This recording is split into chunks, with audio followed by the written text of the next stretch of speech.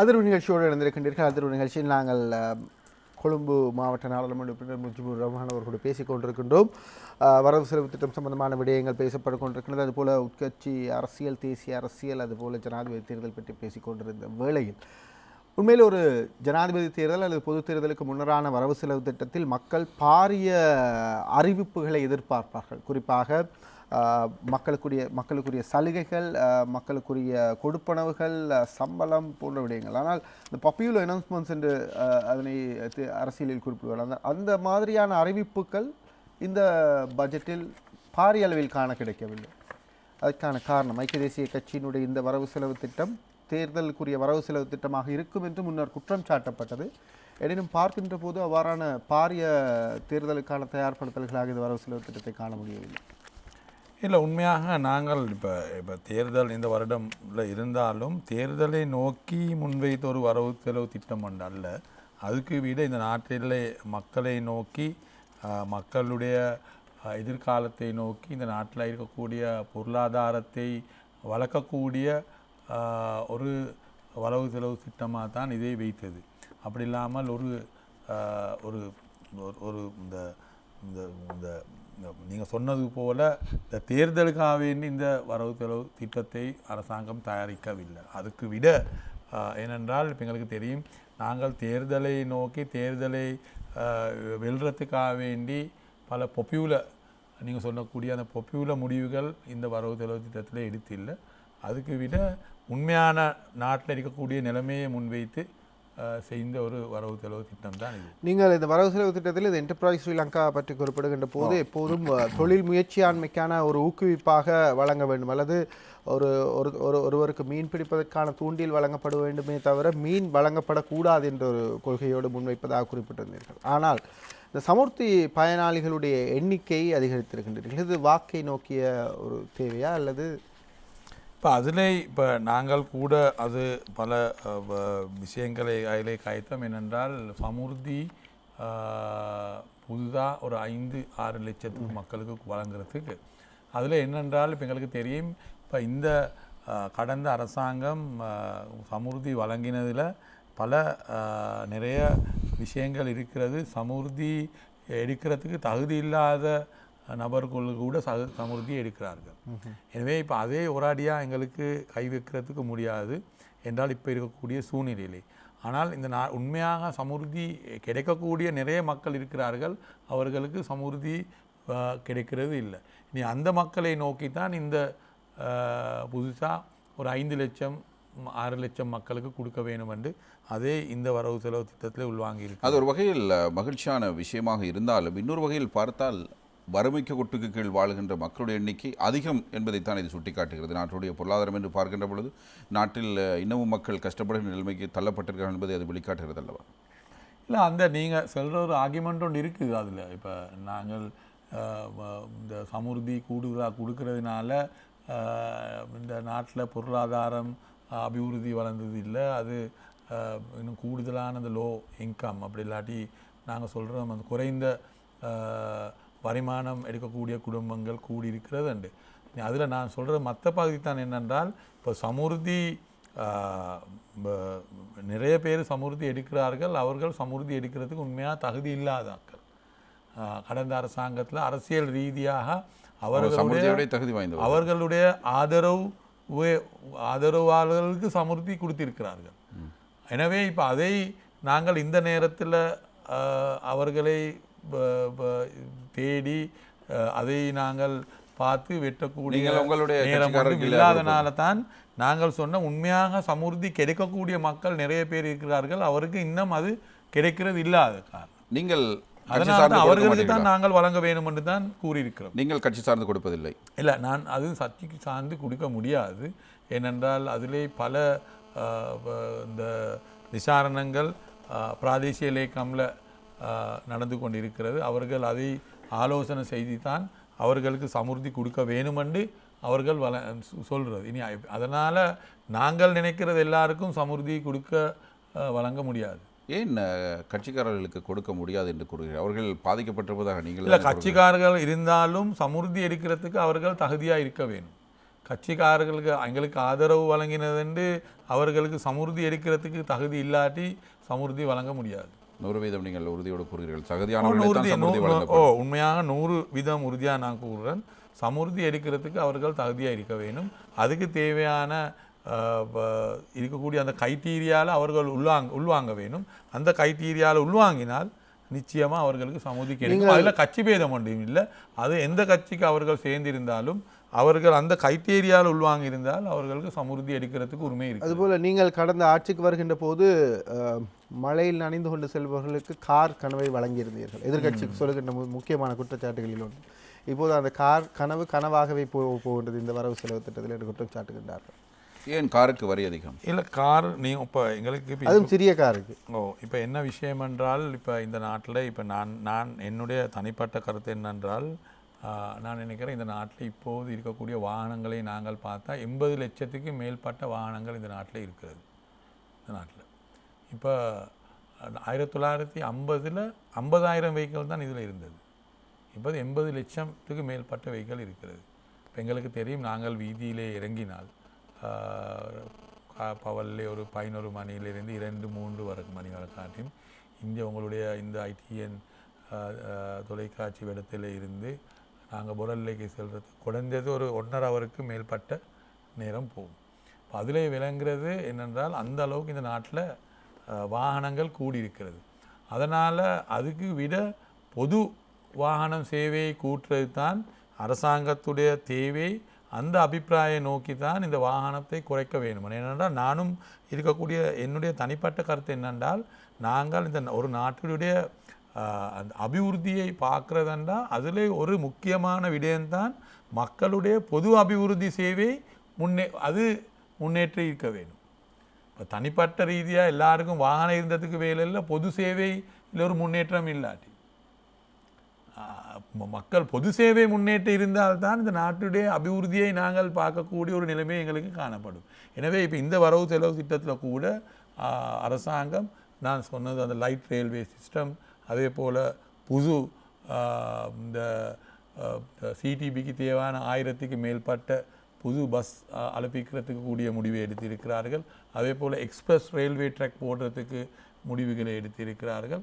அப்படி பல அந்த டிரான்ஸ்போர்ட் சிஸ்டத்தை டெவலப் பண்ணக்கூடிய அதை அபிவிருத்தி செய்யக்கூடிய முடிவுகள் இந்த வரவு செலவு திட்டத்திலே அரசாங்கம் எடுத்திருக்கிறது. அதே போல் நீங்கள் கூறினது போல் அந்த கார் விஷயத்தை நான் சொல்கிறது என்ன காரணம் என்றால், இப்போ இருக்கக்கூடிய நிலைமை இந்த நாட்டில் இருக்கக்கூடிய வாகனம் அதிகரித்த காரணம்தான் அதிலே அந்த டாக்ஸியை கூட்டத்துக்கு ஒரு காரணமாக இருக்கிறது. ஏனென்றால் 80 லட்சத்துக்கு மேற்பட்ட வாகனங்கள். ஏன் அப்படியானால் போக்குவரத்து துறையில் பாரிய மாற்றங்கள், வீதி கட்டமைப்பில் சீர்திருத்தங்கள் செய்யலாமே? ஏன் உங்களுக்கு தெரியும், நீங்கள் பாராளுமன்றத்துக்கு வருகை தருவதாக இருந்தால் நாங்கள் எல்லாம் ஒதுங்கி ஓரமாக நாங்கள் இல்லை. இப்போ அப்படி ஒரு காலம் இல்லை. இப்போ நீங்கள் இப்போ நானும் டிராஃபிக்கில் தான் வாருது. முந்தி ஒரு காலம் இருந்தது, நாங்கள் அந்த அரச ராஜ குடும்பத்துக்கு சேர்ந்த பிள்ளைகள் போகிற காலத்தில் அப்படி ஒரு காலம் இருந்தது. இப்போ அப்படி ஒருத்தரும் இல்லை. நானும் மற்ற மக்கள் வார மாதிரி தான் வீதியிலே வாரது, அப்போ வீதியிலே போகிறது, அப்படி ஒன்றும் இல்லை. அதனால் ட்ராஃபிக் லைட் தான் வாரது. ட்ராஃபிக் லைட் போட்டிருந்தால் நாங்கள் நிறுத்துறது, ட்ராஃபிக் லைட் பாய்ஞ்சால் எங்களுக்கும் போலீஸார் எத்தனையோ முறை தடகொலைகள் தந்த நேரங்கள் இருக்கிறது. எனவே இப்போ அந்த காலம் மாறி இருக்கிறது. அதனால் இப்போ வீதியிலே வாகனம் எந்த அளவுக்கு இருக்கிறது என்று நான் நினைக்கிறேன் உங்களுக்கும் தெரியும். இப்போ இருக்கக்கூடிய வீதிகளை இன்னும் நாங்கள் அதை பெருசாக்குறது என்றால் அதில் இருக்கக்கூடிய வீடுகள், வியாபார ஸ்தானங்கள் எவ்வளோ ஒதுக்க வேணும் என்று உங்களுக்கு தெரியும். நான் நினைக்கிறேன் இப்போ இந்த நாட்டை பொறுத்த வகையிலே அப்படி நாங்கள் நினைத்து வீதிகளை தயாரிக்க முடியாது.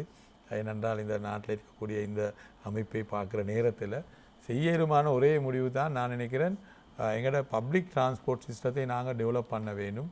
அதை டெவலப் பண்ணினா உண்மையாக மக்கள் கூட அந்த பொது வாகனத்துக்கு போகிறதுக்கு ஆரம்பித்தார்கள் என்றால் இந்த ப்ரைவேட் வாகனங்கள் வீதிக்கு வரக்கூடிய நிலைமை மிக குறைவாக நீங்க சொல்ற பொருத்தமான ஒரு தீர்வு நாடாளுமன்ற உறுப்பினர்களே, அதாவது பொது போக்குவரத்து சரியான முறையில் இயங்குமாக இருந்தால் தனிப்பட்ட வாகனங்கள் வீதிக்கு வருகின்றது குறையும், அந்த போக்குவரத்து நெரிசல் குறையும். ஆனால் எங்களுடைய கேள்வி, எதிர்க்கட்சியினுடைய குற்றச்சாட்டு, நீங்கள் 2015ஆம் ஆண்டு சொன்ன விடயம் இல்லை, அதுதான் இப்போது மாறி இருக்கு. இல்லை, அதுதான் நான் சொன்ன விஷயம். அதுதான் என்னென்றால், இப்போ அதிலே அது மாறினத்துக்கு ஒரு காரணம் தான் நான் தான் சொன்னேன். இப்போ வீதியில் இருக்கக்கூடிய வாகனங்களுடைய அதிகம், அதுதான் அதான் இப்போ நாட்டில் அதுதான் நான் இப்போ 80 லட்சத்துக்கு மேற்பட்ட வாகனங்கள் இந்த நாட்டிலே இருக்கிறது. இப்போ நான் உங்களுக்கு கூறினது என்னென்றால், இப்போ நாங்கள் கொழும்பிலே ஒரு பயணத்தை போகிறதுக்கு எந்த அளவுக்கு நேரம் நாங்கள் எங்களுடைய ப்ரைவேட் வெஹிக்கிள் சொந்த வாகனத்தில் போய்த்தும் நாங்கள் 1 ஹவர் 1.5 ஹவர் நேரம் நாங்கள் காலத்தை நாங்கள் வீணாக்க வேணும் எங்களுடைய பயணத்தை நாங்கள் போகிறதுக்கு. அதனால தான் அரசாங்கம் இப்போ அது ஒரு காரணம்தான். இப்போ அந்த சிறு வாகனங்களுடைய டாக்ஸியை கூட்டிட்டு அந்த பொது வாகனம் பிரயாணம் செய்வதை அபிவிருத்தி செய்ய வேணும் என்று எடுத்த முடிவு.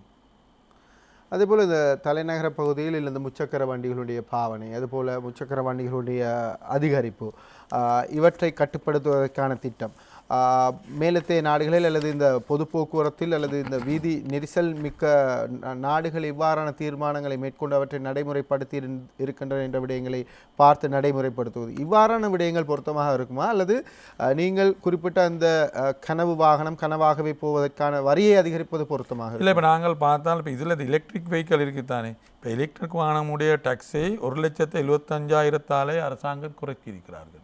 எலக்ட்ரிக் வாகனம், இதில் எலக்ட்ரிக் வாகனம் பாவிக்கிறத கூட்டுறதுக்கு அரசாங்கம் அதுடைய டாக்ஸை அதற்கான சார்ஜ் செலுத்துவதற்கான இடங்கள் போதுமான அளவில் இல்லை. அதுதான் இப்போ அதை தயாரிக்க வேணும். இப்போ அது இப்போ நான் நினைக்கிறேன், இப்போ சென்னை அந்த இடத்தோட பெட்ரோல் ஷெட்டோட அது எலக்ட்ரிக் அதே சார்ஜ் பண்ணக்கூடிய வசதிகள் உருவாக்கி இருக்கிறார்கள். இப்போ வாகனம் கூட அது நிச்சயமாக அதுக்கு தேவையான வசதிகளையும் அதுக்கு தேவையான விடயங்களை செய்யக்கூடிய வியாபார ஸ்தானங்கள் அது உருவாகும். நாடாளுமன்ற உறுப்பினர்கள், இப்போது 2015ஆம் ஆண்டோடு தான் நாங்கள் இந்த எதிர்வர ஜனாதிபதி தேர்தலை ஒப்பிட வேண்டியிருக்கின்றது. உங்களுடைய நாங்கள் முதலிலிருந்தே கேட்டுக்கொண்டு வருகின்ற பல உங்களுடைய 2015ஆம் ஆண்டின் ஸ்லோகன்கள் மாறி இருக்கின்றது. அதுபோல் புதிய விடயங்களை நீங்கள் உள்வாங்க வேண்டியிருக்கின்றது. அதுபோல் நீங்கள் சொல்லிய குற்றச்சாட்டு உங்கள் மீதே பாரிய அளவில் சுமத்தப்பட்டிருக்கின்றது ஊழல் விடயத்தில், மத்திய வங்கி ஊழல் விடயம் இது சம்பந்தமாக. ஆக 2019ஆம் ஆண்டு எதிர்வருகின்ற தேர்தலில் ஐக்கிய தேசிய கட்சியினுடைய ஆதரவு வளர்ச்சி அடைந்திருக்கின்றதா வீழ்ச்சி அடைந்திருக்கின்றதா உங்களை பொறுத்தவரைக்கும்? உண்மையாக இப்போ இந்த அரசாங்கம் நாங்கள் 2015 நல்லாட்சி அரசாங்கத்தை உருவாக்கி இப்போது 4 வருட காலம் நாங்கள் வந்திருக்கிறோம். இப்போ இந்த 4 வருட காலத்திலே நாங்கள் திரும்பி பார்த்தால் இதில் எங்களுக்கு சந்தோஷமான அதே போல் நாட்டுக்கு நலவான விஷயங்களும் நடந்திருக்கிறது. அதே போல் பல விஷயங்கள் எங்களுக்கு கவலைக்கூடிய விஷயங்களும் நடந்திருக்கிறது. இப்போ எனவே நாங்கள் அடுத்த தேர்தலுக்கு முன் செல்வது என்றால், இப்போ மக்கள் நீங்கள் சொன்னது போல் பல விஷயங்களுக்கு எங்களுக்கு வாக்களித்த மக்கள் இருக்கிறார்கள். இப்போ அதிலே வாக்களித்த மக்களுக்கு பல மக்கள் குற்றச்சாட்டு கூறுற மக்களும் இருக்கிறார்கள். இப்போ நீங்கள் சொல்கிற ஒரு விஷயம்தான் இந்த பிரைபரி விஷயம். அதுக்கு நாங்கள் அந்த நீங்கள் சொன்னது ஊழல் விஷயம். இந்த ஊழல் விஷயத்தை நாங்கள் எடுத்தால் நிறைய மக்கள் எதிர்பார்த்து கொண்டிருந்தார்கள். ஊழல் செய்தவர்கள் கைது செய்யப்படுவார்கள், ஊழல் செய்தவர்கள் கைது செய்யப்பட்டு அவர்களுக்கு தண்டனை வழங்குவார்கள். அது ஒரு 24 ஹவரில் நடக்கும் என்று தான் எல்லாரும் அவர் தான் பிரசாரம் மேற்கொள்ளப்பட்டது. எனவே இப்போ அது இப்போ எங்களுக்கு தெரியும், இந்த நாட்டில் இருக்கக்கூடிய இந்த லீகல் சிஸ்டத்துள்ள தான் அதை நாங்கள் செய்ய வேணும். இப்போ எங்களுக்கு யாரையும் குற்றம் செஞ்சோ யாரையும் எடுத்துக்கொண்டு போயிட்டு நாங்கள் தண்டனை கொடுக்க முடியாது. அது நாங்கள் நீதிமன்றத்தில் வழக்கு தாக்குதல் பண்ணி நீதிமன்றம் தான் தண்டனை வழங்க வேணும். அவர் செய்த குற்றத்தை அவர் குற்றம் செஞ்சிருந்தால் அதை நிறைவேற்றியிருந்தால் அவருக்கு தண்டனை வழங்குவார்கள், அப்படி இல்லாட்டி இல்லை. எனவே அப்படி எதிர்பார்த்த மக்கள் உண்மையாக அரசாங்கத்துக்கு குற்றம் சாட்டுகிறார்கள். நாங்கள் இவ்வளோ காலமாக இந்த ஊழலுக்கு சம்பந்தப்பட்டவர்களுக்கு தண்டனை வழங்கவில்லை என்று அது ஒரு குற்றச்சாட்டாக இருக்கிறது.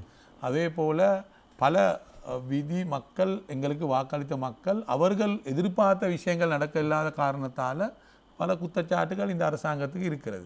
அரசாங்கத்தில் மேலே நம்பிக்கையும் இழந்திருக்கிறது. இப்போ அது எல்லாம் உண்மை. எனவே இப்போ வரக்கூடிய தேர்தலுக்கு நாங்கள் முகம் கொடுக்கிறது என்றால் நாங்கள் நிச்சயமாக இந்த தவறுகள் கடந்த 4 வருடம் எங்களால் செய்ய முடியாமல் போன விஷயங்கள், எங்களால் நடந்த தவறுகளை நாங்கள் செய்து கொள்ள வேணும். அடுத்து வருகின்ற 6 மாதங்களில் இப்போ நாங்கள் மக்கள் மத்தியிலே 4 வருடத்தில் செய்ய முடியாது. மக்கள் மத்தியிலே மீண்டும் நாங்கள் நம்பிக்கை உருவாக்கக்கூடிய ஒரு விடயங்கள் நாங்கள் செய்ய வேணும். அது முக்கியமான விடயம். ஏனென்றால் இப்போ நான் சொல்ல வேண்டும், மக்கள் இன்னும் எங்களே நிராகரிச்சு என்று நான் சொல்லவில்லை. ஏனென்றால் மக்களுக்கு ஒரு அதிருப்தி ஒன்று இருக்கிறது. ஏனென்றால் அவர்கள் நினைத்த விஷயங்கள் நடக்கலை என்று.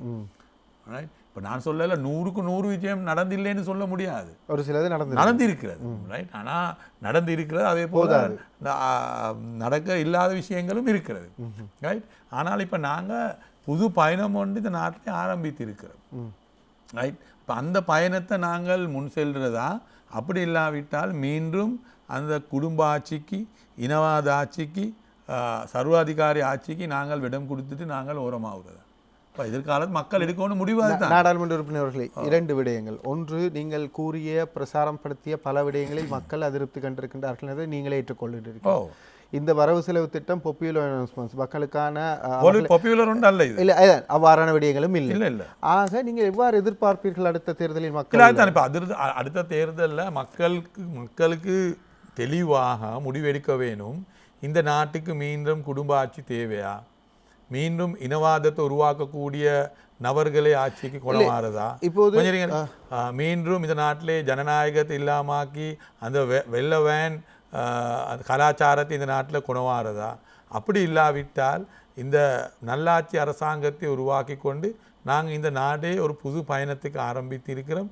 இதிலே குறைபாடுகள் இருக்கிறது, இதிலே பல செய்யக்கூடிய விஷயங்கள் இருக்கிறது.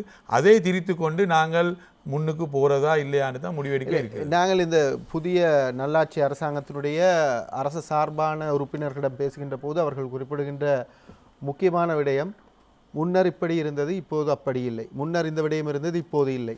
ஆக முன்னர் இருந்த விடயங்கள் இப்போது குறைந்திருக்கின்றது. இப்போது அந்த விடயங்களை நாங்கள் சில விடயங்கள் ஊடக சுதந்திரமாக இருக்கலாம், பேச்சு சுதந்திரமாக இருக்கலாம், கருத்து விடயங்கள் சுதந்திரம் இருக்குது தானே, நிஜமாக இருக்கின்றது. அந்த ஒப்பீட்டளவில் அந்த திருப்தியோடு நாங்கள் அடுத்த தேர்தலில் ஐக்கிய தேசிய கட்சிக்கான ஆதரவை எதிர்பார்க்கலாமா? இல்லை, ஒப்பீட்டளவில் திருப்தியோடு இல்லை. இப்போ நாங்கள் இந்த நாட்டில் எல்லாத்தையும் கம்பேர் பண்ணணும் வரலாறோட தானே. இப்போ நாங்கள் இப்போ இந்த அரசாங்கத்தை தோக்கடிக்கிறதா? ஏன் தோக்கடிக்கிறது? அதுக்கு நீங்கள் காரணங்கள் சொல்லுங்களேன். இப்போ இந்த அரசாங்கம் வானம், மக்களுக்கு வானம். இப்போ மக்கள் வானம் இப்போ யாரை கொண்டு வர போகிறது? இப்போ இந்த அரசாங்கத்துக்கு விட நல்ல ஒரு அரசாங்கத்தை மக்கள் தெரிவு செய்ய முடியுமாண்டா? பிரச்சனை ஒன்று இல்லை. அதாவது நானும் சொல்கிறது நல்லதுதான். அப்படி ஒன்று இருக்குதா? இல்லை, இப்போ அப்படி ஒன்று இல்லை. இப்போ இந்த அரசாங்கத்தை நாங்கள் தோக்கடிச்சிட்டு இதுக்கு விட நல்ல ஒரு அரசாங்கத்தை கொணவார இயலுமான யாரை சரி நீங்கள் தெளிவாக எங்களுக்கு கூறுறாங்க. இவரோட கொள்கை நல்லா இருக்கிறது, இவர் வந்தால் இப்படி செய்வார், இவர் பொருளாதார திட்டம் நல்ல, இவர் ஜனநாயகம் மதிக்கிறவர் அண்டு யாரை சார் நீங்கள் எங்களுக்கு காட்டையிலுமாண்டா? நானும் இலங்கையில் ஒவ்வொரு காலப்பகுதியிலும் ஒவ்வொரு தலைவர்கள் உருவாகியது நீங்கள் சொன்ன இந்த அவ்வளவு திட்டங்களையும் உருவாக்கினதான விடயங்கள் அல்ல. குறிப்பாக கடந்த பொது தேர்தலை ஜனாதிபதி தேர்தலை எடுத்துக்கொண்டாலும் மஹிந்த ராஜபக்ஷனுடைய எதிர்ப்பு அலை, மஹிந்த ராஜபக்ஷவனுடைய அவர்களுடைய அந்த குடும்ப ஆட்சிக்கு எதிரான எதிர்ப்பு, ஒட்டுமொத்த எதிர்ப்பின் வெளிப்பாடாக மைத்ரிபால சிறிசேன ஜனாதிபதி அவர்கள் வெற்றி பெற்றிருந்தார்கள் ஐக்கிய தேசிய கட்சியின் ஆதரவோடு. ஆக அவ்வாறான ஒரு அலை உருவாக்கப்பட்டால் அது எந்த தலைவர் அவருடைய கொள்கை என்ன போன்ற விடயங்களை மாத்திரம் முன்வைத்துக் கொண்டு எதிர்வரும் தேர்தலில் வெற்றி பெற வேண்டும் என்ற ஒரு தேவை இல்லை. ஆனால் நீங்கள் குறிப்பிடுகின்றது போல உங்களுடைய அதிருப்தி, உங்களுடைய கடந்த நான் உங்களுக்கு சொல்ல வாரது என்னதென்றால், இப்போ எங்களுக்கு தெரியும், இப்போ இந்த அடுத்த தேர்தல் ஜனாதிபதி தேர்தல் தெளிவாக 2 கட்சிகள் மத்தியிலே தான் இந்த தேர்தல் நடக்க போகுது. சில வேளைகளில் 3, ரைட். 3க்கு விட 2 தான் அநேகமாக வரக்கூடிய வாய்ப்பு இருக்கிறது. அப்போ ஒன்று ஐக்கிய தேசிய கட்சி முன்னணி உருவாக்கக்கூடிய கூட்ட அமைப்போட வரக்கூடிய ஜனாதிபதி அபேட்சரும், அடுத்தது வந்து கொண்டு மஹிந்த ராஜபக்சவோட பக்கத்தால் வரக்கூடிய ஜனாதிபதி அபேட்சர். அப்போ அந்த சைடால் வரக்கூடிய ஜனாதிபதி அபேட்சர் நாங்கள் எல்லாரும் இப்போது இருக்கக்கூடிய வாய்ப்பை பார்த்தால் ஜனாதிபதி மஹிந்த ராஜபக்சவுடைய குடும்பத்துக்கு சேர்ந்த ஒருவர் தான் வருவார். அது கோட்டாபய ராஜபக்சையாக இருக்கையிலும் இல்லாட்டி சமல் ராஜபக்சையாக இருக்கையிலும் அப்படி 2 பேரில் ஒருவர் தான் வரக்கூடிய வாய்ப்பு இருக்குது. வேறு யாரும் அங்கே தலைவர்மார்கள் இல்லை. வேறு யார் சார் தலைவர்மார்கள் இருக்கிறார்களா? போட்டி போடக்கூடிய யார் சார் இருக்கிறாரா? தினேஷ் குணவர்தன தினேஷ் குணவர்தனைக்கும் வாய்ப்பு இல்லை. ரைட், அவர் மற்றது ஸ்ரீலங்கா சுதந்திர கட்சியோ பொதுஜன ஐக்கிய முன்னணிக்கும் சேர்ந்த குமார் வெல்கமைக்கும் நான் நினைக்க மாட்டேன், அப்படி வாய்ப்பு ஒன்று இல்லை. கூடுதலான வாய்ப்பு இருக்கிறது ராஜபக்ச குடும்பத்துக்கு சேர்ந்த ஒருவர் தான் வருவார்.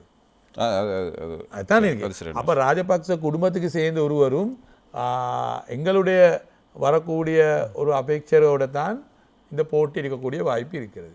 அப்போ இது இரண்டில் யாரு பொருத்தமானவர் தான் நாங்கள் மக்களுக்கு தெரிவு செய்யக்கூடிய வாய்ப்பு இருக்கிறது. அது தெளிவான ஒரு போட்டி. அதுதான் நான் சொல்றேன், தெளிவான ஒரு போட்டி.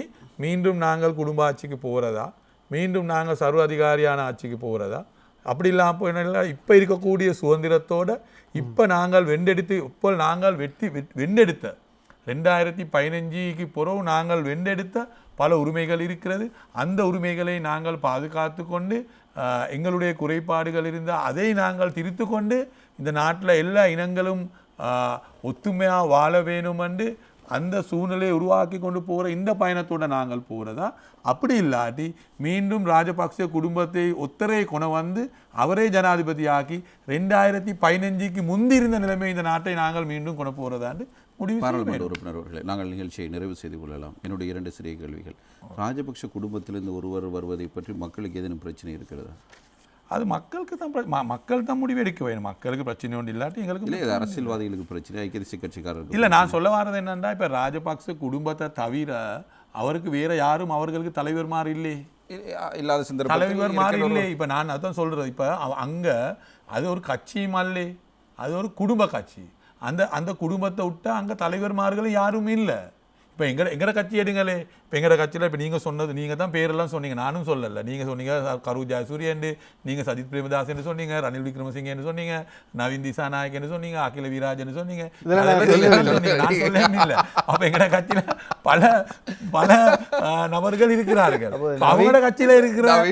நான் சொல்லுவேன், நவீன் திசாநாயக்க இருக்கிறார்கள், இன்னும் இருக்கிறார்கள். ரைட்டா? அப்போ ஜெனரல் சரத் பொன்சேகா இருக்கிறார்கள். ரைட், அது முஜிபுர் ரஹ்மான் இருக்கிறார். இப்போ நீங்கள் எனக்கு அந்த கட்சியில் கொஞ்சம் பேரோடு சொல்லுங்களேன். இப்படி அப்படி யாரும் சரி பேர் ஒன்று, ஒரு பேரும் இல்லை. உங்களோட வாயாலயம் வாரது கோட்டாபே ராஜபக்ச மட்டும்தான் வாரது, வேறொரு பேரும் இல்லை. சொல்லுங்களேன் பேர் உண்டு. உங்களுக்கும் பேர் இல்லை, உங்களுக்கும் அந்த பேர் மட்டும்தான் இருக்கிறது. அதுதான் நான் சொல்றது வந்து கொண்டு மீண்டும் இந்த நாட்டில் குடும்ப ஆட்சிக்கு, அது கோட்டாபே ராஜபக்ச போனதுக்கு போகிறோம், மறுபடியும் பசில் ராஜபக்ச போகிறோம், நாமல் ராஜபக்ச. இப்போ இது இந்த அப்படி அது சொல்ற அவர்களுக்கு இது ராஜபக்ச குடும்பத்தை விட்டா தலைவர்களே இல்லை. அவர்கள் அப்படி வருவதற்கு சட்ட ரீதியாகவோ சட்டமல்ல பிரச்சனை, மக்களுக்கும் பிரச்சனை இல்லை. இப்ப மக்கள் அவர்களுக்கு வாக்களிக்கிறார்கள், எங்களுக்கு பிரச்சனை ஒன்று இல்லை. நான் சொல்ல வாரேன், மக்கள் அவர்களை தெரிவு செய்தாண்டா அதால அது எல்லாரும் ஏற்றுக்கொள்ளணும். அதை பத்தி அது ஜனநாயகமே. இப்ப மக்கள் சொன்னாரா இல்ல எங்களுக்கு எங்களுக்கு பிரச்சனை இல்லைன்னு மக்கள் சொன்னா அது வேற விஷயம். மக்கள் அதை பத்தி பிரச்சனை இல்லை. அதை நான் சொல்ல வாரேன், நான் இது மக்களுக்கு தெளிவுபடுத்துறேன். மக்கள் ராஜபக்ச குடும்பத்தை ஏற்றுக்கொண்டாண்டா அது நான் விருப்பம் இல்லாட்டி அதுவே இல்லை. ரைட், அது மக்கள்கிட்ட அந்த வாக்களிப்பை நாங்கள் ஏற்றுக்கொள்ள வேணும். அது ஒரு சைடு. நான் மக்களுக்கு தெளிவாக சொல்றது என்னென்றால், நாங்கள் இந்த குடும்பத்தை விட்டா அவர்களுக்கு அந்த கட்சிகளுக்கு வேற தலைமைத்துவத்துக்கு இடம் இல்லை. அதனால தான் மறுபடியும் இந்த நாடு குடும்ப ஆட்சிக்கு போக வேணுமா? இப்போ குடும்ப ஆட்சி இல்லாமல் இந்த நாட்டை ஆட்சி செய்கிறதுக்கு மக்கள் உறுப்பினர்கள் இல்லையா, தலைவர்கள் இல்லையா? அவர்களுடைய பக்கத்துலேயும் தலைவர்கள் இருக்கிறார்கள். ஆனாலும் அவர்களுடைய இந்த குடும்ப ஆட்சி மூலமாக அவர்களுக்கு கூட வெளியே வரக்கூடிய வாய்ப்பு இல்லை. ரைட், அவர்களை கூட அவர்கள் அடிமையாக வைத்து கொண்டு இருக்கிறார்கள். அதுதான் இன்னைக்கு இருக்கக்கூடிய விஷயம். இல்லை, பாராளுமன்ற உறுப்பினர்களே, நீங்கள் சொல்கின்ற சில விடயங்களில் நாங்கள் இணங்கி வருகிறோம். ஆனால் இந்த விடயத்தில் என்ன விடயம்? அதாவது இப்போது நீங்கள் குறிப்பிடுகிறீர்கள், தன்ராஜ் ஒரு கேள்வி எழுப்பியிருந்தார். என்னுடைய கடைசி கேள்வி, நிகழ்ச்சியுடைய இறுதி கேள்வி. நீங்களும் கொஞ்சம் அயற்சியோடு இருப்பதாக தெரிகிறது. அடுத்த தேர்தல் என்று வருகின்ற பொழுது நீங்கள் கூறப்போகின்ற விடயங்கள் மீண்டும் குடும்ப ஆட்சியா, ஊழல் ஆட்சியா, மோசடி கொலைகார ஆட்சியா என்பது, இதே போன்று அவர்கள் என்ன சொல்ல போகிறார்கள் தேர்தல் பிரச்சார மேடைகளில், நாங்கள் கடந்த காலத்தில் தவறு செய்து விட்டோம், எங்களை மன்னித்து விடுங்கள். நீங்கள் என்ன சொல்ல போகிறீர்கள்? நாங்களும் கடந்த காலத்தில் தவறு செய்து விட்டோம். இல்லை, நாங்கள் நீங்கள் சொல்றீங்க சரியான விஷயம். கேள்வி முடிஞ்சா முடிஞ்சு ரைட். நீங்கள் சொல்கிற விஷயம் சார், இப்போ அவர்கள் சொல்லுவார்கள் நாங்கள் தவறு செஞ்சோம், மன்னிச்சுக்கோங்க, எல்லாம் தெரியாமல் நடந்தது, இப்போ அப்படி ஒன்று இல்லைன்னு சொல்லுவார்கள். நாங்களும் சொல்லக்கூடும் எங்களோட ஆட்சியின் கீழே பல தவறுகள் நடந்திருக்கிறது. ஆனால் மக்களுக்கு ஏலும் கூடதாறு தவறுகள் செய்தது நாங்களா அவர்களா? இப்போ எங்களையும் அவர்களையும் வைத்தால் இந்த நாட்டில் 2015 19 வரக்காட்டியும் நடந்த வித்தியாசங்களும் அவர்களுடைய ஆட்சி கீழே நடந்த வித்தியாசங்களையும் நாங்கள் எடுத்து பார்த்தால் இதில் நல்ல ஆட்சின்னு மக்களுக்கு தெரிவு செய்யலும். அது மக்கள் அவர்களை தெரிவு செஞ்சால் இனி செய்யும், அது நாங்கள் ஒன்று செய்ய முடியாது. நிச்சயம். அதனால தான் நாங்கள் மக்களுக்கு தெளிவாக கூறுகிறோம், இந்த ஆட்சியின் கீழே பல தவறுகள் நடந்திருக்கிறது, அது நாங்களும் கூட விமர்சனம் பண்ணியிருக்கிறோம். ஆனால் நாங்கள் இந்த நாடு ஒரு புது பயணம் இப்போ ஆரம்பித்திருக்கிறது. அது அந்த பயணத்தை நாங்கள் முன் செல்ல வேணும், அதை நிறுத்தக்கூடாது. நாங்கள் இந்த அரசாங்கத்தை உருவாக்கி 4 வருடம் தான். ராஜபக்சாங்க இந்த நாட்டிலே 10 வருடம் ஆட்சி செஞ்சார்கள். 10 வருடம் 2005 2015 வரை காட்டியும் அவர்களுடைய ஆட்சி இருந்தது. ரைட். அப்போ நாங்கள் 4 வருடம் தான் ஆட்சியை எடுத்து, இது ஒரு சிறு காலம் தான் இந்த அரசாங்கத்துக்கு இருக்கக்கூடிய வரலாறு. அப்போ அப்படி ஒரு வரலாறு கூட பல சாதனைகள் நாங்கள் சாதிக்க இருக்கிறோம். செய்ய முடியாத இயலாத விஷயங்கள் நாங்கள் செய்திருக்கிறோம். எனவே தான் நாங்கள் மக்கள்கிட்ட சொல்கிறோம், அதனால் இதை தொடர்ந்து போக வேணும். எங்களுக்கு செய்கிறதுக்கு பல விஷயங்கள் இருக்கிறது. இந்த ஆரம்பித்திருக்கிற வேலையை நிறுத்த வேணும். ஆரம்பித்திருக்கிற விடயத்தை நீங்கள் நிறுத்தி மீண்டும் 2015 முந்திருந்த காலத்துக்கு மறுபடியும் நாங்கள் போக தேவையில்லை. ரைட். அதனால் இந்த அரசாங்கத்தில் இருக்கக்கூடிய தவறுகளை செய்து கொண்டு நாங்கள் முன் செல்வோம். சரியாக மக்கள் தீர்மானிக்கட்டும் எந்த அரசாங்கம் அதிகமான தவறுகளை செய்தது, எந்த அரசாங்கம் குறைவான தவறுகளை செய்தது. குறைவான தவறுகளை செய்த அரசாங்கத்துக்கான வாய்ப்பை கொடுங்கள். இதுதான் நிறைவாக மக்களுக்கு நிறைவாக இந்த அரசாங்கம் செய்தது, அந்த அரசாங்கம் அந்த அரசாங்கம் நாடாளுமன்ற உறுப்பினர் முஜிபுர் ரஹ்மானுடைய வேண்டுகோளாக இருக்கின்றது. சரி. இந்த வார நிகழ்ச்சியில் எங்களோடு இணைந்து கொண்டு வரவு செலவு திட்டம், தேசிய அரசாங்கம், ஜனாதிபதி தேர்தல் உள்ளிட்ட பல்வேறுபட்ட விடயங்களை தெளிவாகவும் அதே நேரம் நேர்மையாகவும் பதிலளித்த நாடாளுமன்ற உறுப்பினர் முஜிபுர் ரஹ்மான் அவருக்கு நாங்கள் எங்களது சிறப்பான ஒரு நன்றியை தெரிவித்துக் கொள்ள வேண்டும் என்றால், ஏனென்றால் பாராளுமன்ற அமர்வுகள் அதே நேரத்தில் அவர் தொடர்ச்சியாக பாராளுமன்றத்தில் உரையாற்றி கொண்டிருக்கின்ற ஒருவர் கடும் வேலைப்பளுவுக்கு மத்தியிலும் அதே நேரத்தில் அயற்சிக்கு மத்தியிலும் தான் இந்த நிகழ்ச்சியில் அவர் கலந்து கொண்டார். இந்த வசந்தன் மீது சார்பாக உங்களுக்கு நாங்கள் எமது நன்றிகளை தெரிவித்துக் கொள்கிறோம். நன்றி. மற்றும் ஒரு அதிர்வு நிகழ்ச்சியில் சந்திக்கலாம். இர்ஃபான், உங்களுக்கும் நன்றி. மற்றும் ஒரு அதிர்வு நிகழ்ச்சியில் சந்திக்கலாம். நன்றி, வணக்கம்.